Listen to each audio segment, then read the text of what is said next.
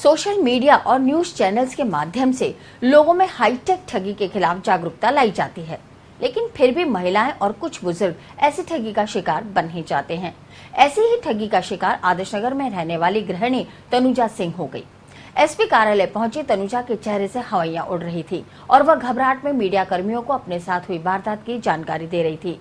तनुजा ने बताया कि शुक्रवार को उनके मोबाइल फोन पर कॉल आया कि फोन पर आ रहे मैसेज को फॉलो करो और पूछी जा रही जानकारी दो। इसके बाद फोन करने वाले शातिर ने उससे एटीएम कार्ड का पिन नंबर पूछा, जो उसने बता दिया। उसके बाद शातिर ठग ने उसे 1 घंटे के लिए मोबाइल फोन बंद करने की हिदायत दी। कुछ देर बाद उसे फोन करने वाले पर संदेह हुआ तो वह अपने पति के साथ बैंक पहुंची और एटीएम बंद कराने को कहा। तब तक तनुजा के खाते से 40,000 की रकम निकाली जा चुकी थी। सर, मेरे पास फोन आया हम बैंक से बोल रहे हैं, आपके एटीएम कार्ड का वो जो मैसेज आ रहा है आपके मोबाइल पर, वो नंबर दीजिए, लास्ट में जो मैसेज आया है। ऐसे करके 4-5 बार मैसेज आया मेरे पास में और मैंने 4-5 बार ही उसको बताया, पर हर बार उसने ये बोला कि ये मैच नहीं कर रहा, ये मैच नहीं कर रहा। फिर उसने मेरे को ये भी बोला कि पूरा नंबर जितने भी मैसेज हैं आपके पास सारे डिलीट कर दीजिए, फिर जो लास्ट में मैसेज आएगा उसका नंबर दीजिए।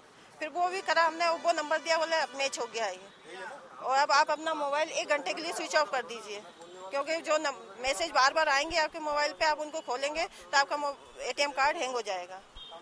बस इतना बोला उसने। और फिर हमको ये सुन के मतलब स्विच ऑफ करने के लिए बोला, तो हमको ऐसा बहम हुआ कि मतलब बैंक वाले ऐसा बोल ही नहीं सकते कि मोबाइल स्विच ऑफ कर दीजिए। फिर हम बैंक गए, बैंक में वहाँ पे मैनेजर से उसको लॉक करवाया एटीएम कार्ड को।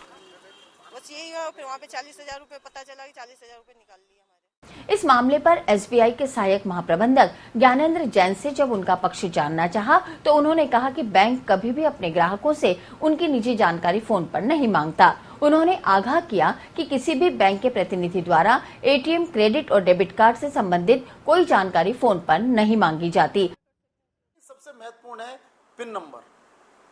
देखिए, एटीएम कार्ड एक ताला है और पिन नंबर उसकी चाबी है। जब तक किसी व्यक्ति के पास ताला और चाबी दोनों उपलब्ध नहीं होंगे, वो उसको नहीं खोल सकता। अब जागरूक उपभोक्ता का ये कर्तव्य है कि वो इस तरह की जानकारी कभी भी फोन पर किसी को उपलब्ध ना कराए।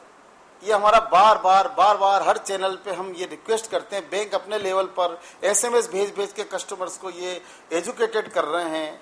आरबीआई द्वारा अखबारों में इसको निकाला जाता है, साइट्स पे इसको डाला जाता है कि कृपया कोई भी बैंक आपसे कभी भी अपनी व्यक्तिगत जानकारी नहीं पूछेगा और कभी भी आपसे अपने पिन नंबर, पासवर्ड जिसको हम कह सकते हैं, उसकी जानकारी नहीं मांगी जाएगी। इसलिए ये आप निश्चित माने, ये एक थंब रूल है कि जब तक कस्टमर अपना पिन नंबर डिस्क्लोज नहीं करेंगे, कोई कितना बड़ा ठग हो उसमें से ट्रांजैक्शन नहीं कर सकता। यदि कोई ऐसा फोन करता है तो वह झूठ और फरेब है, उस पर विश्वास नहीं करना चाहिए। हेलो, नमस्कार सर, मैं एटीएम कॉल सेंटर से बोल रहा हूँ sir. Branch manager Rohit Sharma sir, आपका शुभ नाम जान सकते हैं सर? कहाँ से बोल रहे हो सर? मैं एटीएम कॉल सेंटर से बोल रहा हूँ sir. Branch manager Rohit Sharma sir, आपका शुभ नाम जान सकते हैं सर? हिरेन। सर, ये बताना चाहता हूँ जी, आप जो एटीएम कार्ड चला रहे हैं ना सर? कौन सा एटीएम? एसबीआई से सर, एटीएम कार्ड। आपको किसने बोला कि मैं एसबीआई का एटीएम कार्ड चला रहा हूँ? सर, ये बताना चाहता हूँ सर, आप एसबीआई लेके सर बैंकों का वेरिफिकेशन चल रहा है, ठीक है सर? अगर आप एटीएम कार्ड चला रहे हैं सर तो वेरिफिकेशन करवा लीजिए सर, नहीं तो बंद किया जाएगा।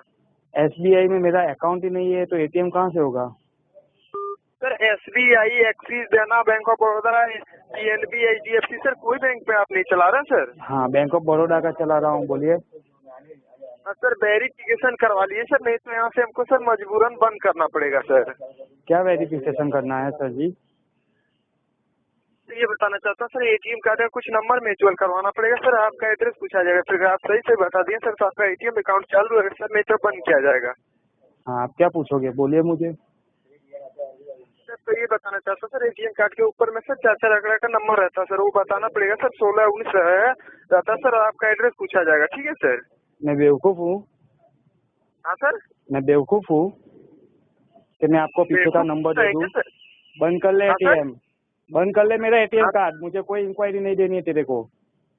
अभी ओके सर, आपका पुलिस ATM स्टेशन अभी मैं पुलिस स्टेशन जा रहा हूँ, ये नंबर दे रहा हूँ कि मेरे पास एटीएम कार्ड मांग रहे हैं पीछे से। ठीक है, जिसको ठीक देना है। सर। हाँ हेलो सर। कोई बात नहीं, जो कुछ भी होगा बैंक में जाऊंगा, बैंक में दूंगा, ऐसे फोन करना नहीं आगे से। ठीक है सर, आपको ये नंबर जिसको देना सर, एसपी डीएसपी मंत्री, बंद कर लो एटीएम, मुझे एटीएम ही नहीं चलाना है, बंद कर लो अभी का अभी मेरा एटीएम। ठीक है सर, आपका अभी का अभी आपका हाँ, ATM और बंद कर लो। account दोनों बंद करते सर। सब आपका कुछ बंद पैसा कर लो, भी खत्म हो मुझे कोई जाएगा। जरूरत ओके नहीं सर, है। धन्यवाद। ठीक है। दोनों बंद करते सर, आपका पैसा। ब्यावर सदर थाना इलाके में रहने वाली एक पीड़िता ने शुक्रवार को अतिरिक्त जिला पुलिस अधीक्षक ग्रामीण सतीश चंद जांगीड़ को अपने ऊपर हुए अत्याचार की दास्तान सुनाकर आरोपी को गिरफ्तार करने की मांग की। जिला पुलिस अधीक्षक कार्यालय के बाहर खड़ी ये युवती अपने ऊपर हुए अत्याचार के आरोपी की गिरफ्तारी की मांग कर रही है। पीड़िता का आरोप है कि ब्यावर निवासी रोहन डोभाल ने मुझे अपनी झूठी बातों में फंसा लिया और शादी का झांसा देकर पिछले 2 साल से मेरा देह शोषण करता रहा। इस बीच रोहन ने मेरी अश्लील वीडियो भी बना ली और ब्यावर सहित कई शहरों में ले जाकर दुराचार किया। जब रोहन को शादी के लिए बोला तो रोहन ने शादी का विरोध किया और अश्लील वीडियो सार्वजनिक करने की धमकी दी। रोहन ने मुझे ये बोला कि अपन वहाँ जाके शादी कर लेंगे और वहाँ लेके गया। उसने मुझे वहाँ पर गैलेक्सी होटल में रुकवाया। गैलेक्सी होटल में कम से कम उसने मुझे 10 दिन रखा। महादेव विला एक होटल थी, उसमें भी उसने रखा। गैलेक्सी में वो 2 बार लेके गया था और महादेव विला बनी पार्क में वहाँ पर भी मुझे 5 दिन रखा। और उसने मुझे हमेशा ये बोला कि हम शादी कर लेंगे। वहाँ पर भी मेरे साथ बहुत सारी मारपीट करता था और इवन होटल में एक बार सुबह को बहुत बुरी तरीके से उसने मेरे को वो घायल कर दिया था कि जो वहाँ के जो होटल वाले थे उन लोगों ने मेरे को सपोर्ट किया, उन लोगों ने मुझे साथ दिया और रोहन और मुझे उस होटल से बाहर निकाल दिया गया था। और उसके बाद उस लड़के ने मेरे को ऐसे बोला कि हम शादी कर देंगे और ना ही ना मेरी जॉब लग जाएगी तो उसके बाद मैं ना तेरे से शादी कर लूँगा। और उसके बाद उसका कुछ अता पता नहीं चला। इस दौरान मैं ब्यावर आते ही मैंने उसके माँ बाप के पास गई। उसके माँ बाप ने मेरे को हाथ पकड़ के बाहर निकाल दिया और ऐसे बोला कि तेरे जैसे भिखमंगी लड़की से थोड़ा शादी करेगा, हमारा स्टेटस देखो, हम लोग इतने रिच हैं, तुम्हारी क्या औकात है हमारे सामने, और तूने ज़्यादा अगर दिखाया है ना अपना वो तो हम तेरी बदनामी कर लेंगे। उसके बाद मैं पुलिस थाने में वापस गई, मैंने रिपोर्ट दर्ज कराई। मैं वहाँ 3 दिन चक्कर लगाती रही, सुबह से रात तक बैठी रहती थी। वहाँ के जो भी हैं, CI है सत्येंद्र सिंह नेगी और जो संजय चौधरी है, उन दोनों ने मेरी रिपोर्ट दर्ज नहीं की।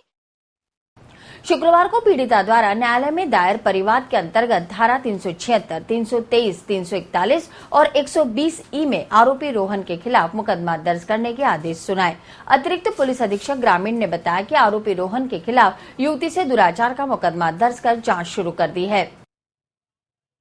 अभी ये प्रकरण गत 10 तारीख को दर्ज हुआ है और इसमें 164 के बयान पीड़िता कराए गए हैं और आज हमें प्रति प्राप्त हुई है और शीघ्र ही इस मामले में अग्रिम कार्रवाई की जाएगी। अपराधी चाहे प्रभावशाली हो या साधारण व्यक्ति हो, कानून की नज़रों में सब समान है और यदि किसी व्यक्ति का दोष पाया जाता है तो उसके खिलाफ गंभीरता से कार्रवाई करना हमारा दायित्व भी है और हम करेंगे भी।